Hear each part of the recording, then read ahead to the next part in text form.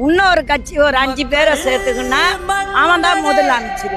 வரமாட்டாங்க, எடப்பாடியும் வரமாட்டான், இவனையும் வரமாட்டான். இவனுங்க இனியும் ஆட்சியில் இருந்தா இனியும் நம்ம பழிக்க முடியாது. இருக்கிறதெல்லாம் விலைவாசி ஜாஸ்தி, அது முடியாது, கழிக்க முடியாது.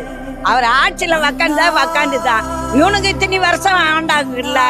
அதே ஜெயலலிதா இருந்தா இந்த ஓட்டு கூட இவனுங்க இந்த தடவை வந்திருக்க முடியாது. இவனு சாப்பாடுக்கு வழி இல்லை, அவனுங்களுக்கு வேலை இருந்தா அவனுங்க திருடனுங்க போய் திருட மாட்டாங்க. இப்போ ஒரு பொண்ணை கெடுக்க வராங்கன்னா அதுக்கு ஒரு முதலமைச்சர் எடுத்து ஏன் இந்த இடத்துல இப்படி நடக்குது எதா இருக்குதுன்னு இவங்க கண்டிக்கல. அப்போ ஜனங்க பார்த்தாங்க, உயிருக்கே ஆபத்து வருத, சாப்பாடுக்கு வழி இல்லை, திருட போகிறான், தாலி அறுத்துன்னு போகிறான்.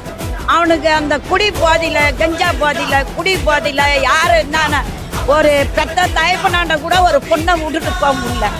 தான் பொண்ணே கெடுக்கிறதுக்கு வரான். இது ஒரு ஆட்சியா?